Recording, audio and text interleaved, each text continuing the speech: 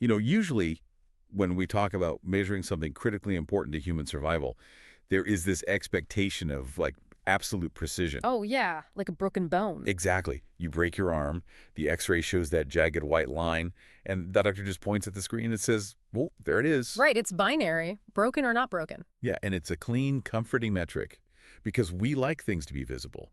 We like them to be easily categorized and quantified. We want the math to be simple. But then, you step into the world of economics, social science, and human development, and suddenly that x-ray machine is just utterly useless. Yeah, it really is. The landscape is so murky. Right. It's complex, it's constantly shifting, and today we are going to dive into a text that attempts to map out those exact muddy waters. And it's a massive challenge. It is.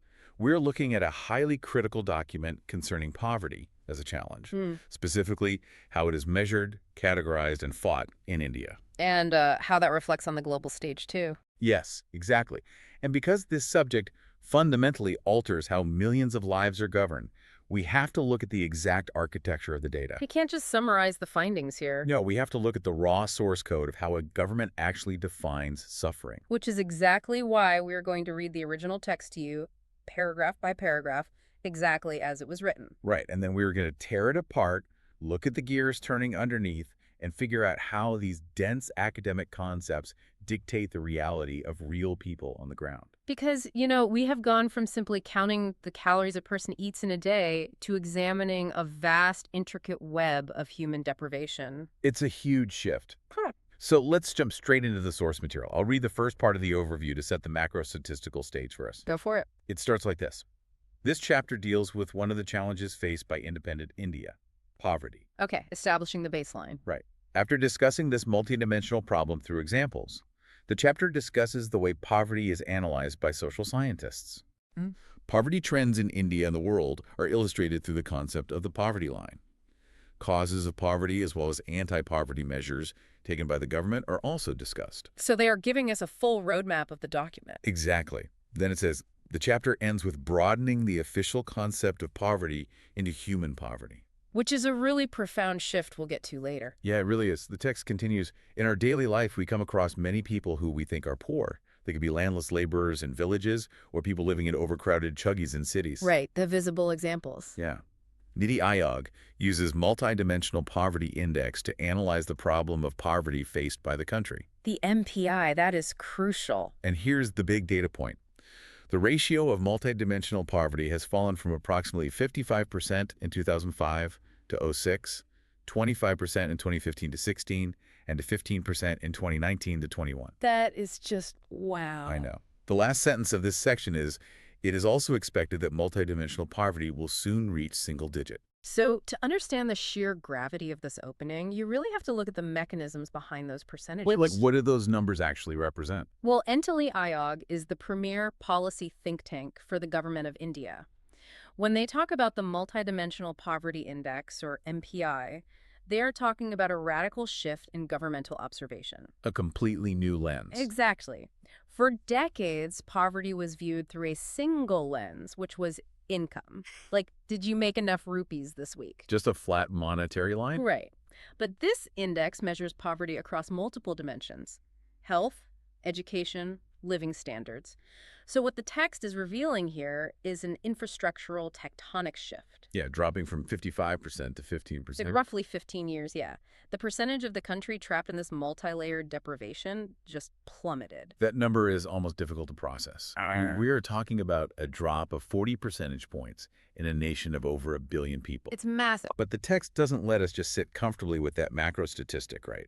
It immediately pulls us from the high-altitude data down to the street level. Yeah, it introduces us to the human mechanisms of poverty. Right. Let's look at how the authors profile urban deprivation. I'll read the first part of the urban case. Okay, let's hear it. 33-year-old Ram Saran works as a daily wage laborer in a wheat flour mill near Ranchi in Jharkhand. Okay, so informal sector right away. Yeah. He manages to earn around 3,500 rupees a month when he finds employment, which is not often. Which is not often. That's the terrifying part. Exactly. The money is not enough to sustain his family of his wife and 4 children aged between 12 years to 6 months. Wow. 6 people on an erratic 3,500 rupees. It gets heavier. Yeah. He has to send money home to his old parents who live in a village near Ramgarh. His father, a landless laborer, and his brother who lives in Hazaribagh depend on Ram Saran for sustenance. So when you look closely at the architecture of Ram Saran's life, you see exactly how urban poverty is constructed. It's not just a lack of funds, is it? No, it's a complex web of economic fragility. The critical phrase here is daily wage laborer when he finds employment. Right. This represents the informal economy, where there is zero buffer capacity. If the mill doesn't need him on a Tuesday, or if he twists his ankle, his income drops to zero instantly. There's no sick leave, no severance, no predictability. None. And the pressure on that single, unpredictable income is staggering.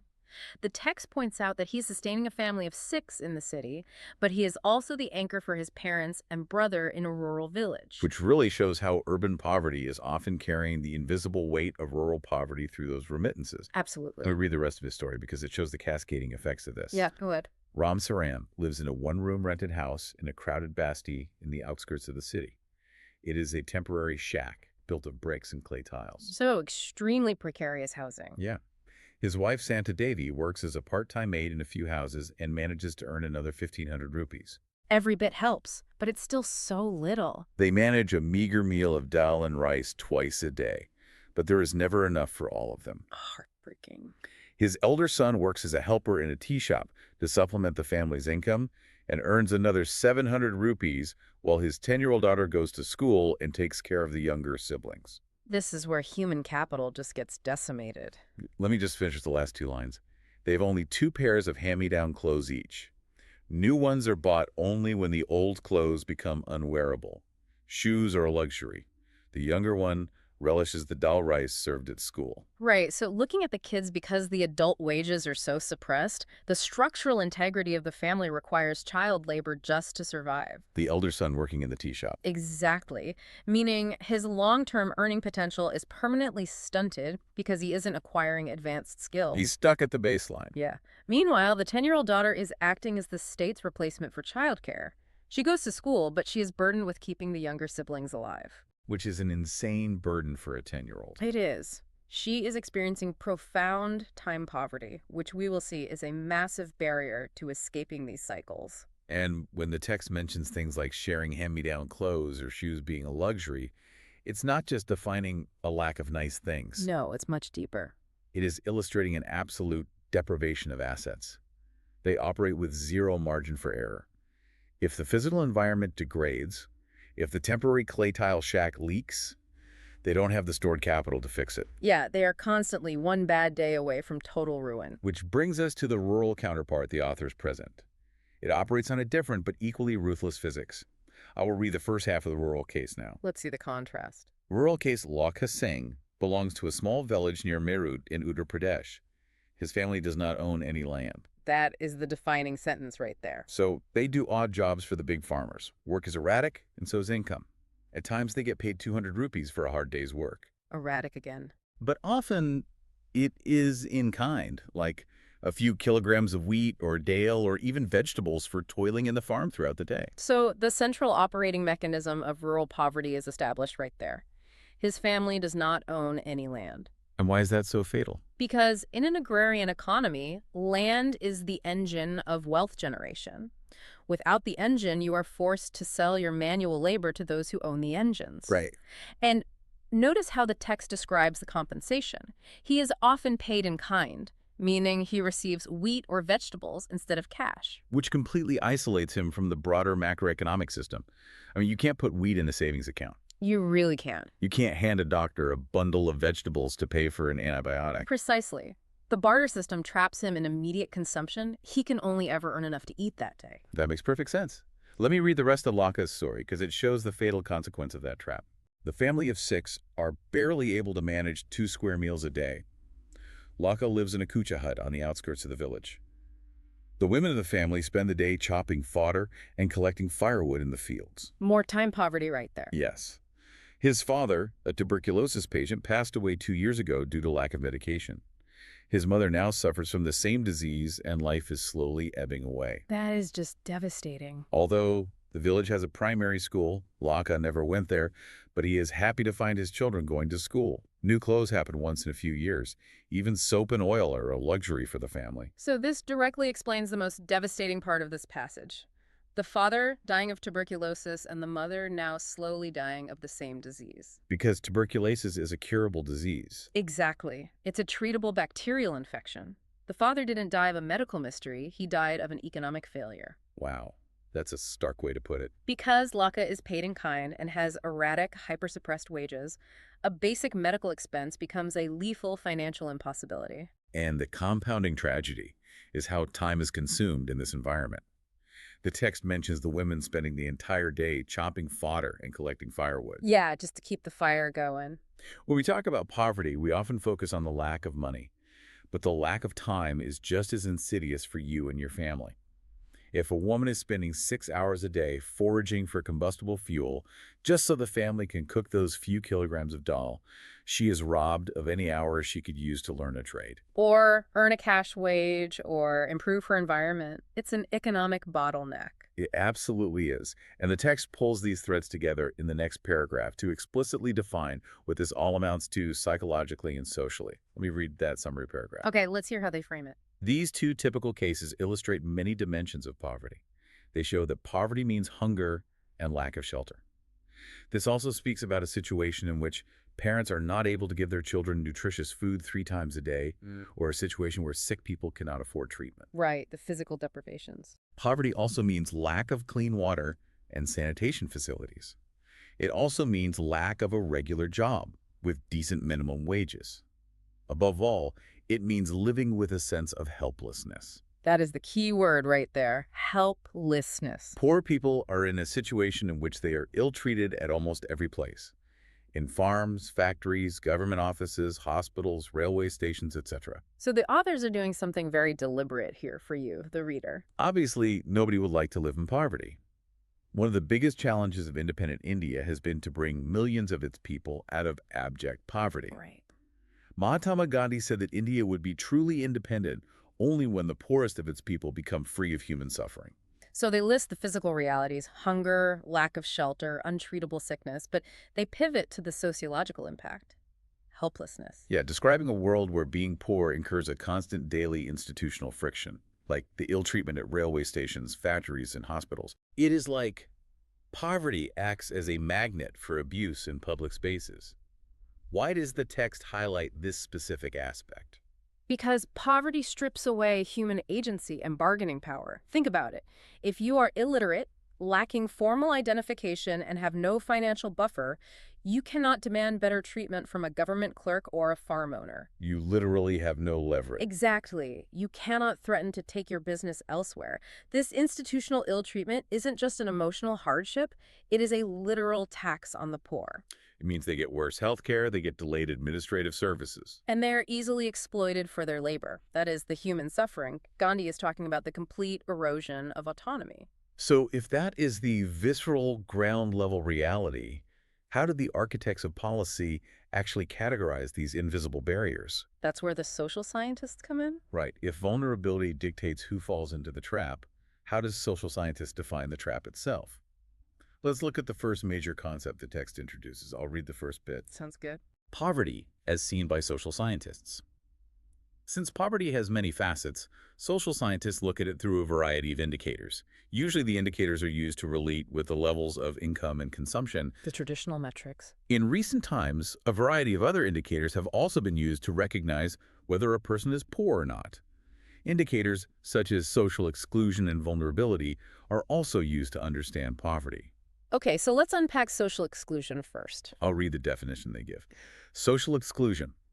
According to this concept, poverty must be seen in terms of the poor having to live only in a poor surrounding with other poor people, excluded from enjoying social equality of better-off people in better surroundings. So, to understand social exclusion structurally, you have to look beyond just the absence of money. Right. You have to look at the absence of geography and networks. The text points out that the poor are forced to live only in poor surroundings with other poor people. And economically, this is devastating because wealth and opportunity are largely generated through network effects. Yes, meaning who you know and what infrastructure you are physically located near. If you are geographically segregated into a slum on the outskirts of the city, you are excluded from the high-quality schools. You are excluded from the sanitation grids. You are excluded from interacting with people who could offer you a formal job. Let me read the rest of that paragraph because it shows the cycle.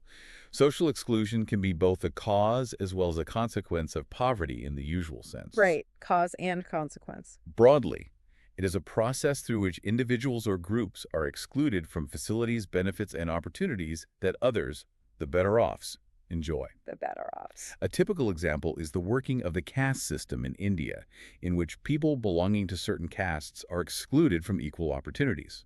Social exclusion thus may lead to or can cause more damage than having a very low income. So you are poor, so you are forced to live in the basti. But because you live in the basti, your children have no access to the networks required to stop being poor. It's a loop. And the authors specifically use the caste system in India as their primary example of this. Because the caste system is the ultimate historical example of structural social exclusion. It was a system that literally dictated what physical spaces certain groups could enter. Like what water wells they could draw from. Exactly, and what occupations they were legally or socially permitted to hold. Even if an individual from an excluded caste possessed immense entrepreneurial talent or intelligence, the systemic boundaries prevented them from converting that talent into capital. I want to offer an analogy for you listening right now. Imagine the economy as a highly lucrative game of musical chairs. Okay, I like this. But with social exclusion, the problem isn't that you are bad at the game. The problem is that the bouncers at the door won't even let you into the room where the music is playing. You are outside looking in through the window, while the better-offs get to circle the chairs and claim the seats. And, as the text brutally points out, being locked out of that room can cause significantly more multi-generational damage than simply having a low income for a few years. That captures the physics of exclusion perfectly. But there is a second layer to this. What happens to the people who are allowed in the room but are constantly at risk of losing their seat? Right. The text defines this next. I'll read it. Vulnerability. Vulnerability to poverty is a measure which describes the greater probability of certain communities, say, members of a backward caste, or individuals such as a widow or a physically handicapped person, of becoming or remaining poor. Okay, probability is the key word here. Vulnerability is determined by the options available to different communities for finding an alternative living in terms of assets, education, health, and job opportunities. Options. Further, it is analyzed on the basis of the greater risks these groups face at the time of natural disasters, earthquakes, tsunami. Additional analysis is made of their social and economic ability to handle these risks. In fact, vulnerability describes the greater probability of being more adversely affected than other people when bad time comes for everybody, whether a flood or an earthquake or simply a fall in the availability of jobs. So the concept of vulnerability here feels like an equation of risk. It's not just looking at a snapshot of today, is it? No, it is trying to predict the future probability of ruin. That is exactly how economists model it. Vulnerability is a measure of asymmetric shock. Asymmetric shock. Yeah. When a macro-level disaster hits an earthquake, a pandemic, or a sudden economic recession, the shockwaves hit the entire society, but the damage is highly asymmetric. Right. Some people bounce back, some are destroyed. Exactly. The text explicitly points out that groups like widows, the physically handicapped, or historically marginalized communities lack the shock absorbers that wealthier populations have. What exactly are those shock absorbers? The text calls them options available in terms of assets, education, health, and job opportunities. If a software engineer loses their job during a recession, they have a university degree, marketable skills, savings in a bank account, and a professional network. They have a massive shock absorber. They might have to cut back on luxuries, but they won't starve. But if Ram Saran, our daily wage laborer, loses his job because the mill shuts down during that same recession, he has zero assets, zero formal education to pivot to a new career, and zero savings. His vulnerability to absolute ruin is mathematically near 100%. To build on the musical chairs analogy, if social exclusion is being locked out of the room, vulnerability is being allowed to play, but you are forced into the game wearing a blindfold and your shoelaces are tied together. That's a great way to visualize it. When the music stops when the flood hits or the job market crashes, you are statistically guaranteed to be the one who trips, falls, and loses your seat, simply because the rules of engagement are stacked against your recovery. And that leads to the crucial problem for governments. If you know these risks exist, how do you officially draw a line in the sand? How do you mathematically decide who requires state intervention? Let's look at the historical method first. I will read how they used to do it. It's a very different approach. While determining the poverty line in India, till a few years ago, a minimum level of food requirement, clothing, footwear, fuel and electricity, educational and medical needs, etc., were taken into consideration. Okay, so a basket of goods. The physical quantities of these needs were multiplied by their prices in rupees. The formula for food requirement, while estimating the poverty line, was based on the desired calorie requirement. Calorie requirement, that's the pivot. Food items, such as cereals, pulses, vegetables, milk, oil, sugar, etc., together provided these needed calories. So they are literally counting calories. The calorie needs vary depending on age, sex, and the type of work that a person does. The accepted average calorie requirement in India was 2,400 calories per person per day in rural areas and 2,100 calories per person per day in urban areas. Notice the geographic distinction there. Since people living in rural areas engage themselves in more physical work, calorie requirements in rural areas were considered to be higher than in urban areas. Because of the heavy farm labor. The bare monetary expenditure per capita needed for buying these calorie requirements in terms of food, grains, etc., and reported by families has been considered as poverty line. This amount was revised periodically, taking into consideration the rise in prices. Okay, this is fascinating from a purely mechanical standpoint. This is the traditional consumption-based poverty line. But looking at it now, it reads almost like a biological equation rather than a sociological one. Yeah. They were literally measuring poverty by human fuel combustion. That is precisely what it was. Policymakers attempted to figure out the absolute bare minimum caloric energy a human machine requires to keep operating. And setting the floor at 2,400 calories for a rural citizen, but only 2,100 for an urban citizen. Because, as we saw with Laka Singh doing heavy farm labor, the rural citizen is burning vastly more energy. Right. The state recognized that physical agricultural labor requires a metabolic surplus.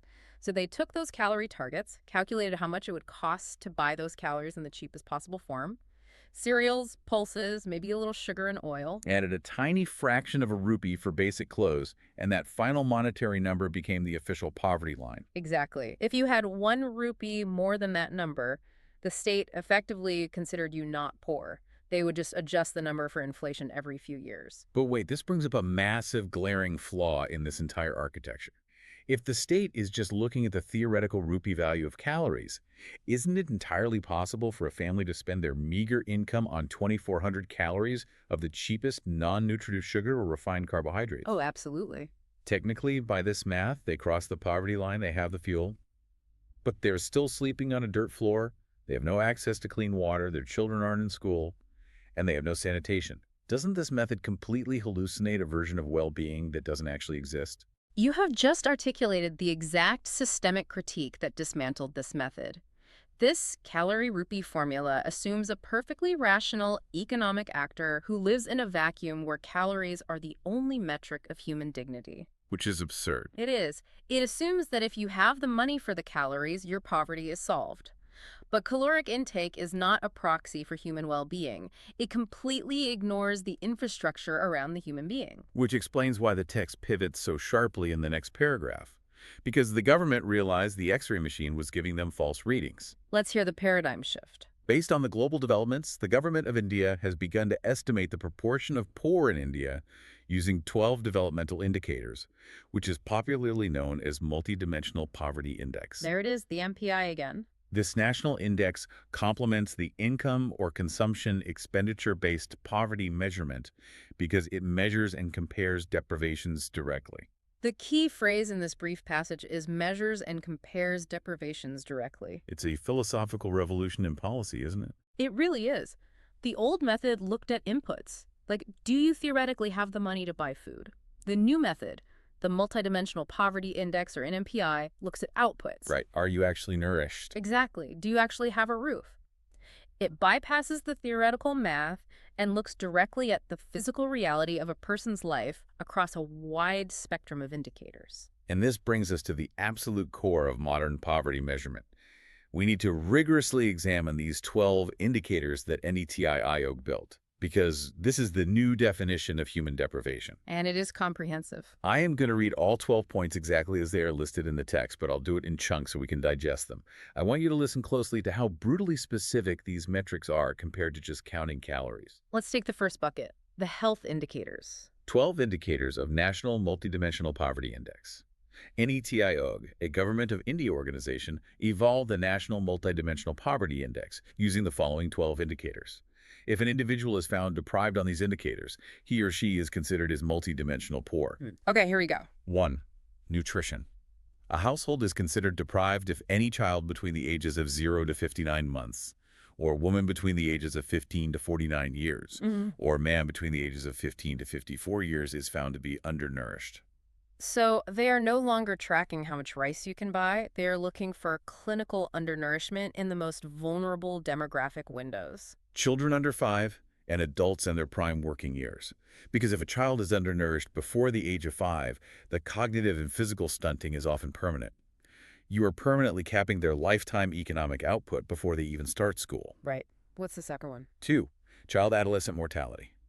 A household is deprived if any child or adolescent under 18 years of age has died in the household in the 5-year period preceding the survey. This is incredibly grim. If a household has lost a child under 18 in the last 5 years, the entire household is flagged as deprived. Because a child dying is the ultimate catastrophic failure of the surrounding ecosystem.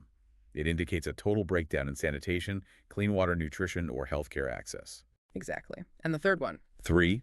Maternal health. A household is deprived if any woman in the household who has given birth in the 5 years preceding the survey has not received assistance from trained, skilled medical personnel during the recent childbirth. So if women are delivering babies without trained assistance, the risk of maternal mortality skyrockets, which immediately plunges the surviving children into hypervulnerability. That covers the health bucket. Now let's move to the education bucket, indicators 4 and 5. 4. Years of schooling. A household is deprived if not even one member of the household aged 10 years or older has completed 6 years of schooling. This goes far beyond just building a school building. Indicator 4 asks if at least one person in the household has basic education.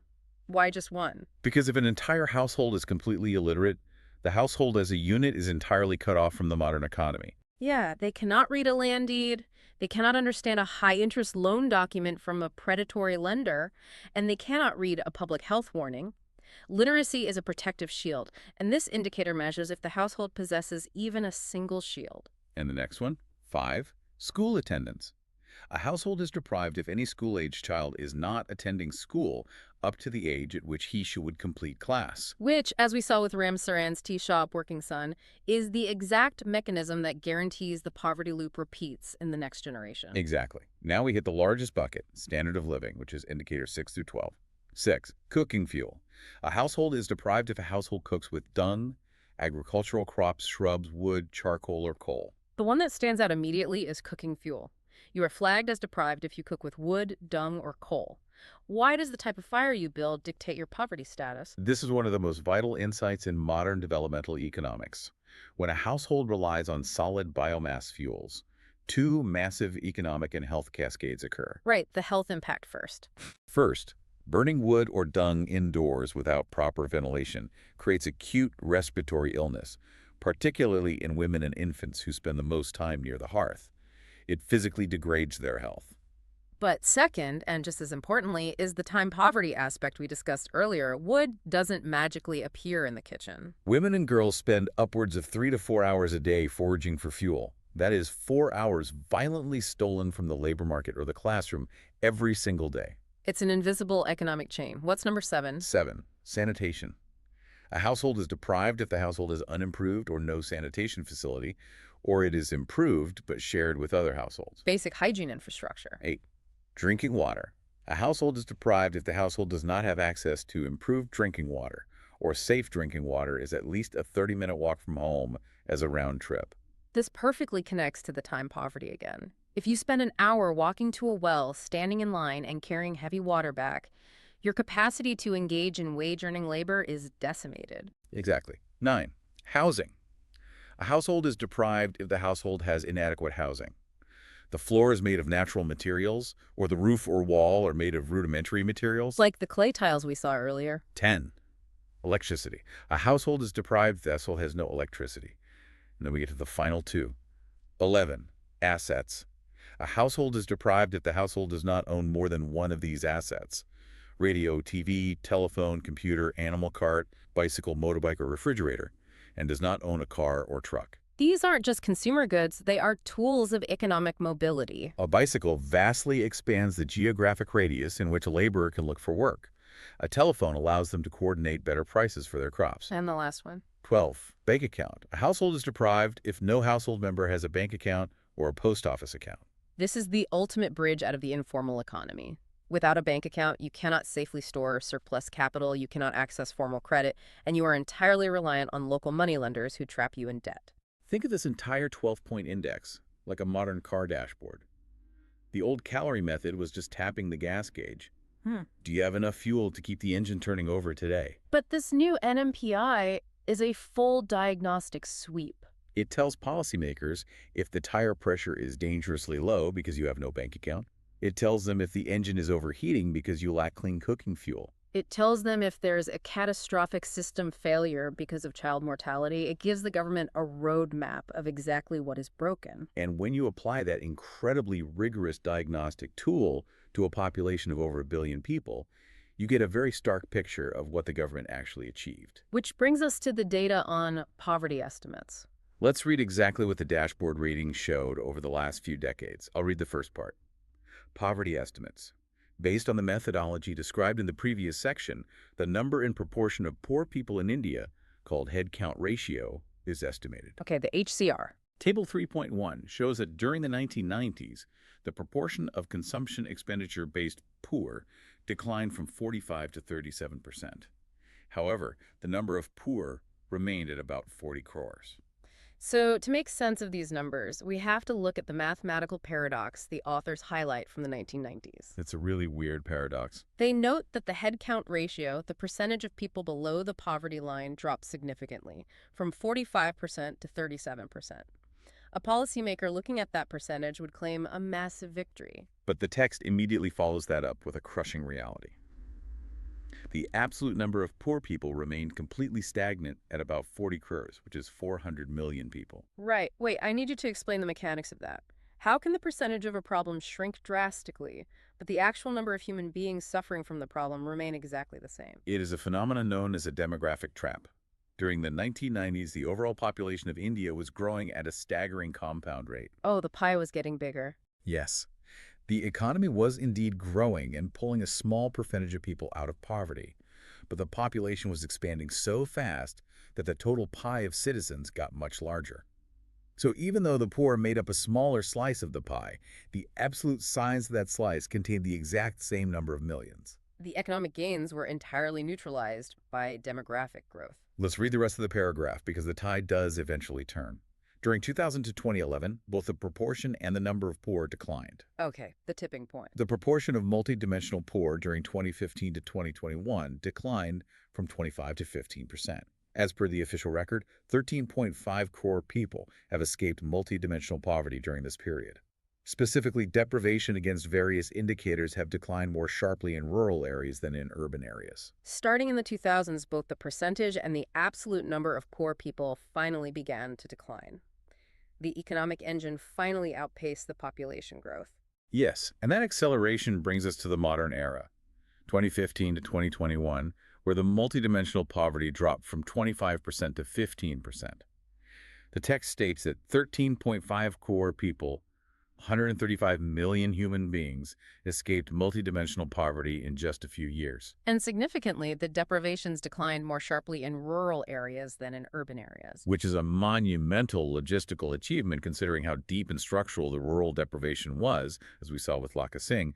But here is the catch with a country as massive as India. It's not uniform. No, this success is not a monolith. It did not happen everywhere all at once. Yeah. The text transitions to explaining how this massive federation actually fought the battle state by state. Let's read the section on interstate disparities. I'll read this one. Interstate disparities. Poverty in India also has another aspect or dimension.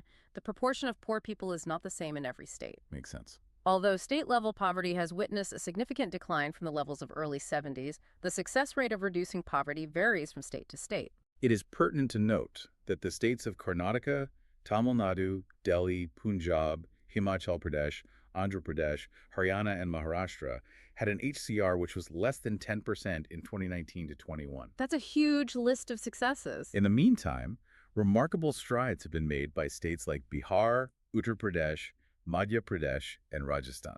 Studies also show states following different steps to reduce poverty. For example, Kerala has focused more on human resource development. Right.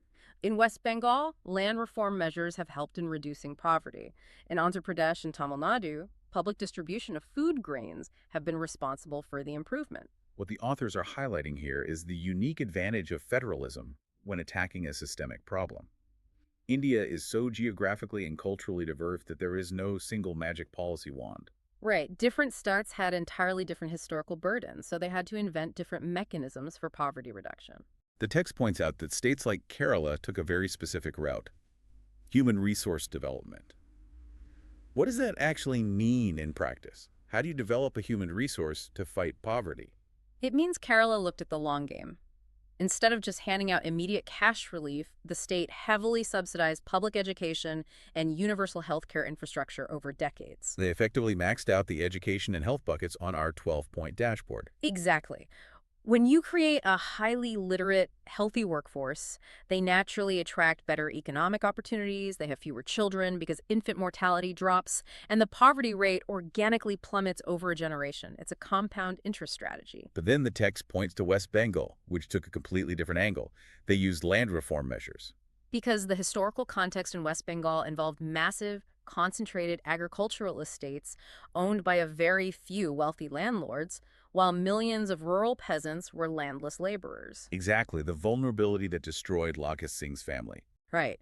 So West Bengal's government passed sweeping legislation to break up those massive estates and legally redistribute small plots of land to the peasant farmers. They literally transferred the primary engine of wealth generation into the hands of the poor. And finally, the text mentions Andhra Pradesh and Tamil Nadu, who focused on the public distribution of food grains. This is a consumption smoothing strategy. These states build highly efficient, corruption-resistant logistical networks to deliver highly subsidized rice and wheat directly to the poorest citizens. By guaranteeing caloric security, they freed up the limited cash those families did have. Instead of spending 80% of their income on food, families could suddenly afford to send a child to school or buy a bicycle, triggering those other upward mobility indicators. It is incredible to see how this works. Solving poverty isn't a one-size-fits-all master key. It is a combination lock. Kerala spun the education dial, West Bengal spun the land asset dial, and Tamil Nadu spun the food security dial. Each state had to crack its own unique code. But even within those successful states, there is a darker layer of data. Who is still falling through the cracks? Let's read the text on vulnerable groups. I'll take it. Vulnerable groups. The proportion of people below poverty line is also not same for all social groups and economic categories in India. Okay, drilling down. Social groups, which are most vulnerable to poverty, are scheduled caste and scheduled tribe households.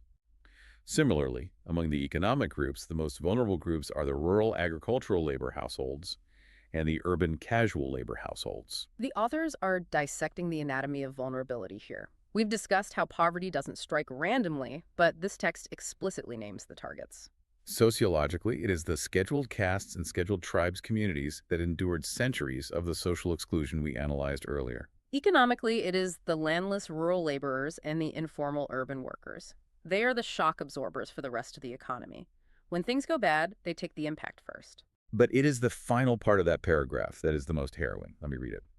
Apart from these social groups, there is also inequality of incomes within a family.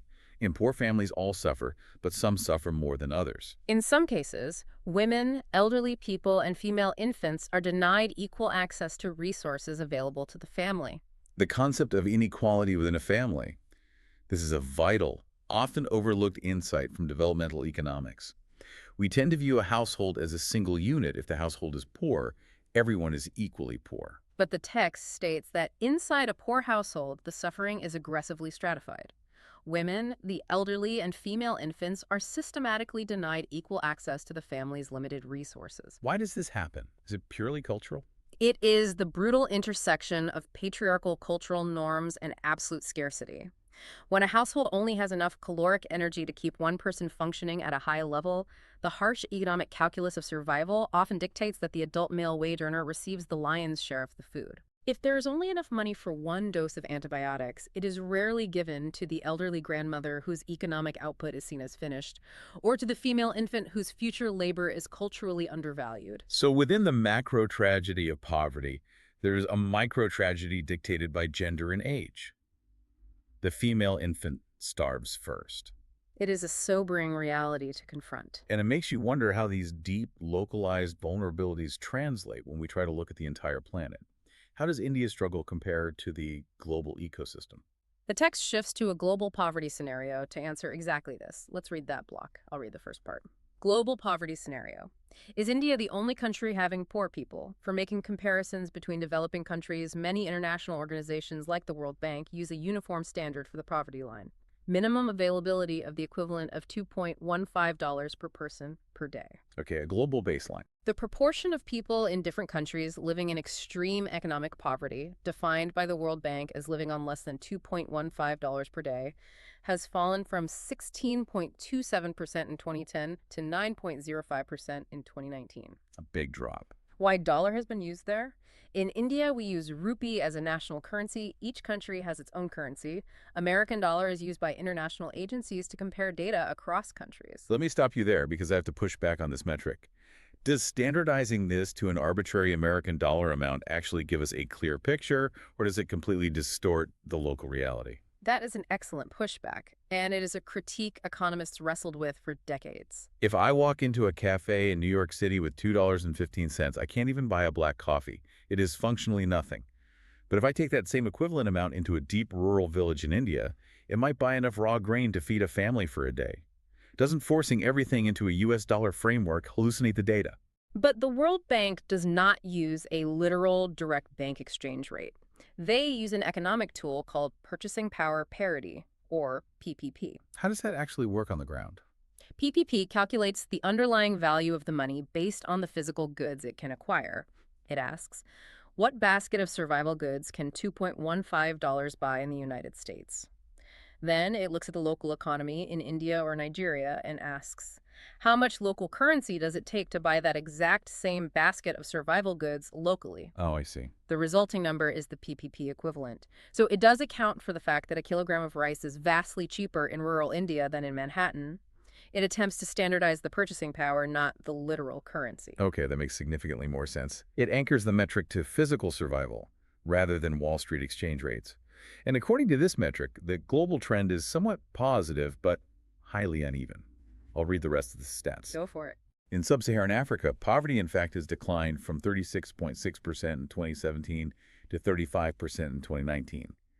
In Latin America and Caribbean, the ratio of poverty has increased from 4.4% in 2017 to 4.6% in 2021. So very uneven progress. The United Nations Organization, an international organization, works with many countries to eradicate poverty. In collaboration with governments of member countries, UN came out with 17 Sustainable Development Goals to be achieved by 2030. The SDGs. They are given in the form of infographics on the next page. Each goal was split into various targets to be achieved by the countries who are members of UN. One of the targets of SDG 1 is reducing the proportion of men, women, and children in all ages living in poverty in all its dimensions, at least a half by 2030. And the conclusion here. The decline in the proportion of poor reflects India's commitment to achieve the target related to Goal 1. No poverty, end poverty in all its forms everywhere. So globally, extreme poverty nearly halved from 16% to 9% over a decade. But the text highlights regional blockages.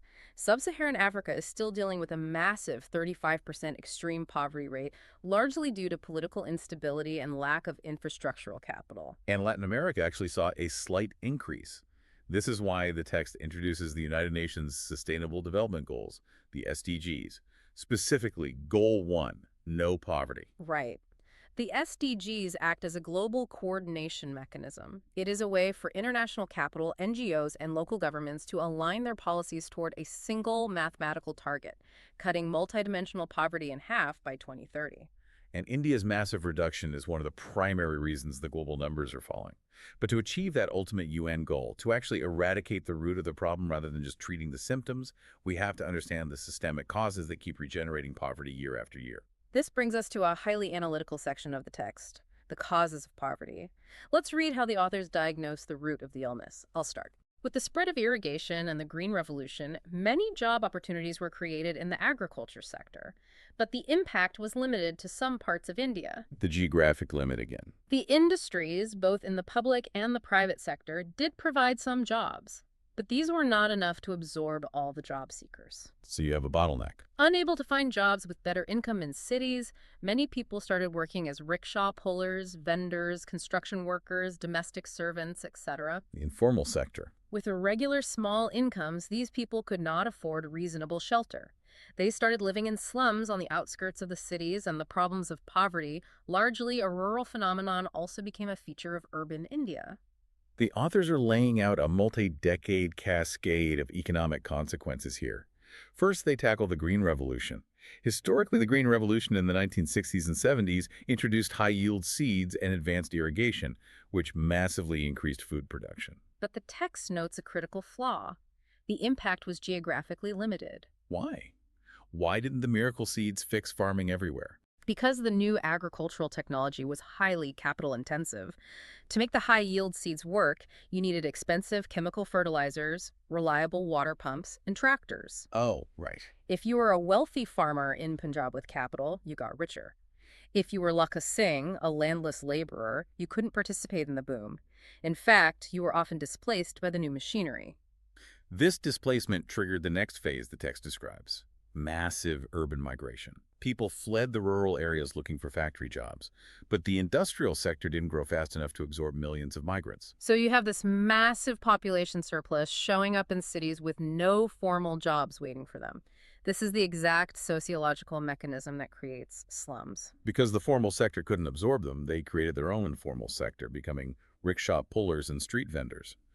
Because their wages were erratic, they couldn't afford formal real estate, so they built unauthorized shacks on the periphery of the city. The text makes a profound observation. This is how poverty, which historically was a crisis of rural landlessness, mutated into a crisis of urban slums. Let me read the next paragraph about the other major cause. Another feature of high poverty rates has been the huge income inequalities.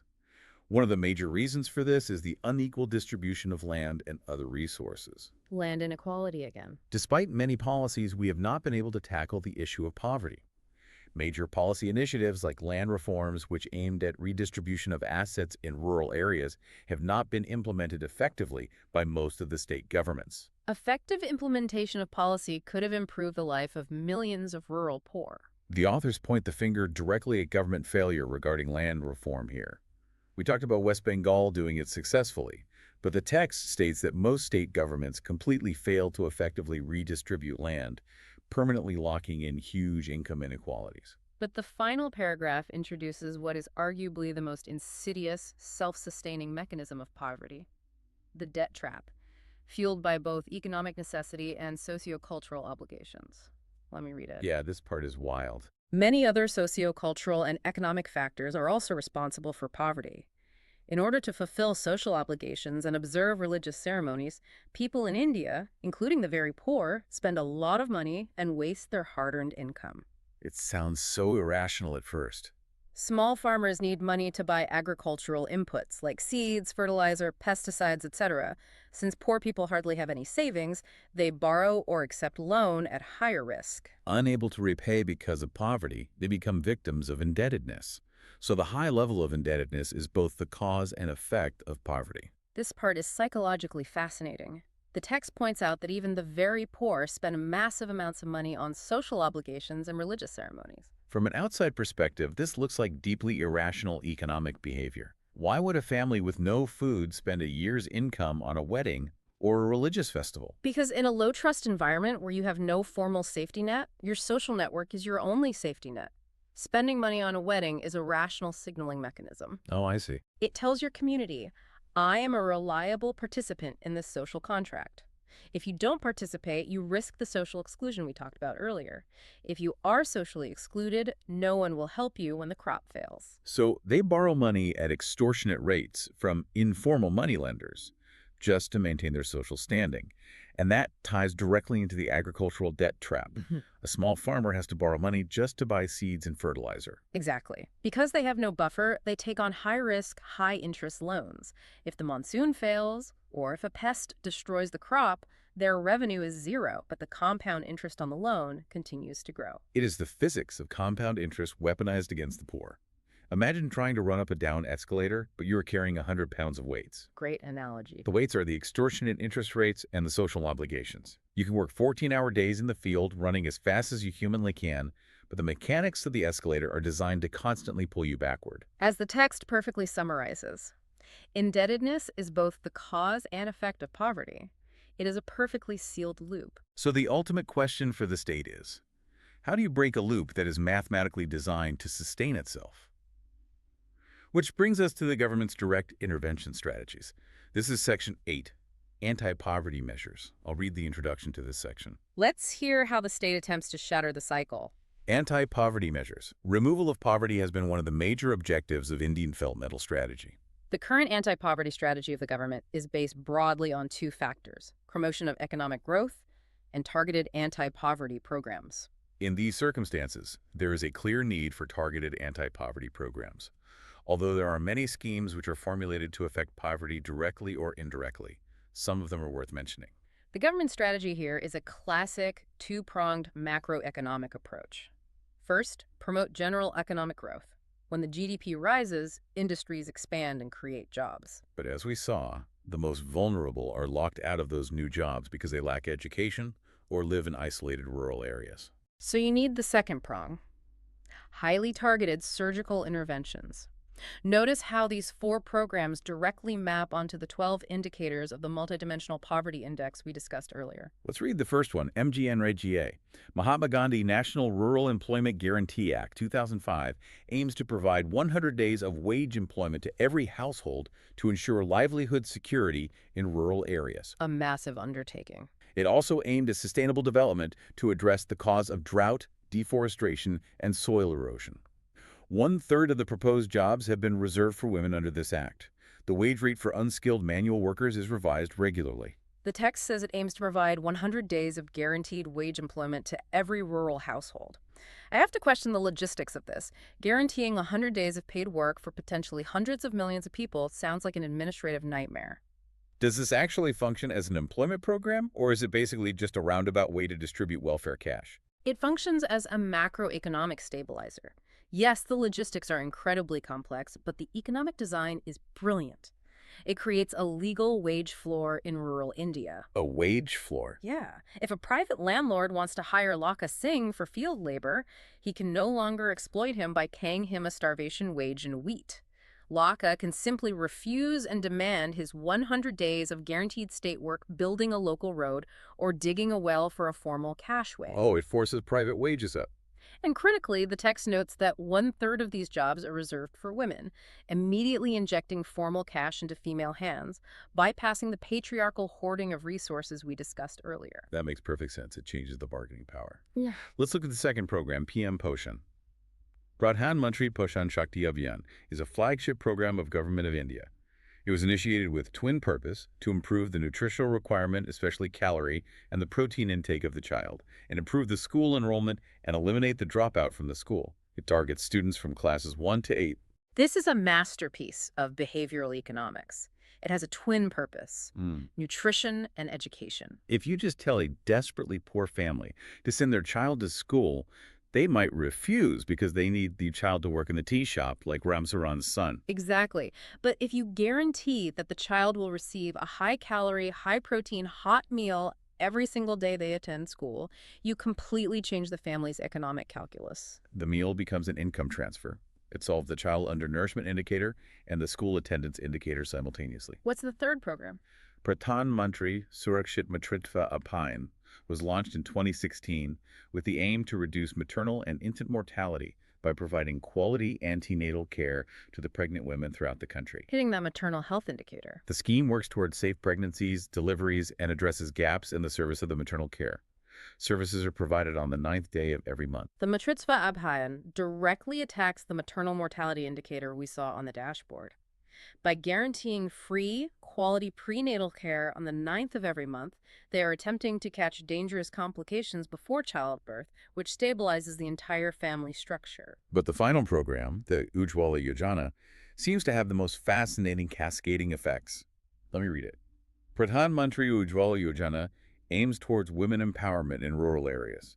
It encourages the use of smoke-free kitchen, thereby saving them from chronic respiratory disorders and poor eyesight. The clean cooking fuel indicator. It was launched in 2016 with an aim to provide clean cooking fuel, liquefied petroleum gas or LPG, to economically poor households, especially in the rural areas, who cook using traditional methods by using either coal, wood, or cow dungs. Its target beneficiaries are below poverty line households, scheduled castes, scheduled tribes, forest dwellers, and marginalized group households. To encourage the use of LPG, the scheme provides a completely free connection, including the first refill and a stove. It's an incredible intervention.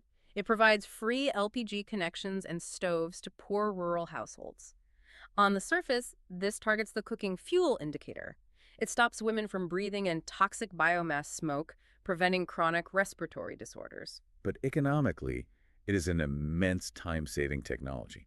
Going back to the time poverty concept, if a woman doesn't have to spend 4 hours a day walking fields to collect cow dung and firewood, this state has just gifted her 4 hours of daily economic potential. Precisely. It is pitched as a health intervention, but it is fundamentally a labor force participation intervention. By solving the diagnostic alerts on the poverty dashboard, fuel, maternal health, nutrition, employment, the state begins to dismantle the systemic trap. But the authors of this text leave us with a profound philosophical realization. Even if you solve all 12 indicators on the dashboard, are you actually finished?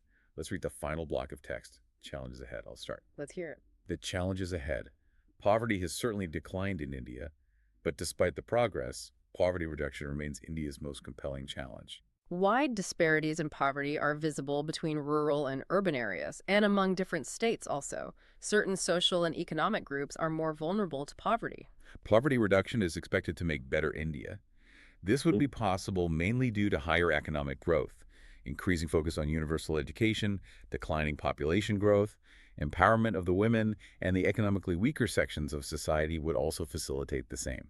The income-based definition of poverty captures only a limited part of what poverty really means to people. It is about a minimum subsistence level of living rather than a reasonable level of living. Many scholars advocate that we must broaden the concept into human poverty. A large number of people may have been able to feed themselves, but do they have education, or shelter, or health care, or job security, or self-confidence? Are they free from caste and gender discrimination? Is the practice of child labor still common? Worldwide experience shows that with development, the definition of what constitutes poverty also changes. In this chapter, we have looked at the different approaches to measure poverty. The National Multidimensional Poverty Index put forward by Niti Aayog reveals that the number and proportion of multidimensionally poor has declined in India. This may be due to the array of government interventions initiated in recent years. What do you think? The authors use this conclusion to shift the goalposts of human dignity, and they argue that the goalposts should always be moving. The crucial distinction here is between a minimum subsistence level and a reasonable level of living. Meaning, just because you are no longer actively starving to death, it doesn't mean you are living a life worthy of a human being. Exactly. The text introduces the concept of human poverty, which transcends even the 12-point dashboard. It asks questions that are deeply qualitative. Do you have self-confidence? Are you genuinely free from the psychological burden of caste and gender discrimination? Do you have job security, or are you just terrified of the next recession? These are not things a statistician can easily measure with a census form, but they are the absolute essence of a dignified life. Imagine poverty eradication for a moment, not just as a financial transaction, but as a rescue operation.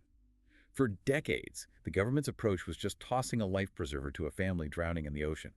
Getting them that life preserver, getting them 2,400 calories, that is minimum subsistence. They aren't sinking to the bottom anymore. But the concept of human poverty asks the next logical questions. Did we pull them into a stable boat? Do we teach them how to navigate? Are we making sure the waters they are sailing in are free of predators like systemic discrimination? Because if all you do is hand out life preservers, people are still just treading water in the dark. That is a phenomenal way to encapsulate the journey of this entire text. The methodology evolved from counting the cost of rice to mapping complex deprivations across 12 indicators to finally recognizing that true development requires holistic human empowerment. And the text notes a universal truth. As a society develops, its definition of poverty must naturally expand. Which brings our deep dive into this source material to a close. We have gone on an incredible analytical journey today. We started by looking at the visceral, on-the-ground reality of Ram Saran's erratic urban wages and Laka Singh's fatal rural vulnerability.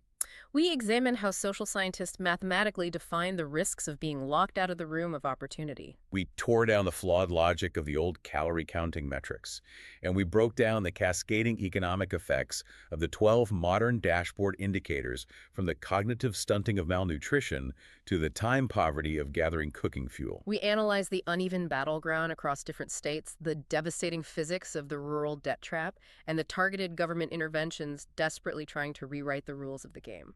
It is a staggering amount of systemic machinery working behind the simple word poverty. It is. And that leaves me with a final provocative thought for you to carry with you. The authors explicitly stated that with development, the definition of what constitutes poverty changes. Today, we measure deprivation by a lack of a bank account or a solid roof. But 50 years from now, when the physical caloric needs and basic infrastructure might be universally met across the globe, what will the new deprivations be? In an increasingly digitized, automated future, will a lack of high-speed internet access, a lack of AI literacy, or the inability to protect your personal data become the new defining markers of human poverty? What will the poverty line look like in the year 2076? That is the exact kind of moving target policymakers have to anticipate. We started today talking about how measuring human deprivation is like looking into muddy waters, not a clean X-ray. It seems certain that as long as human society keeps advancing, those waters will always require new lenses, new mathematics, and entirely new ways of measuring the distance between where humanity currently is and where human dignity demands we should be. Thank you for joining this deep dive, and we encourage you to keep looking closely at the systems around you.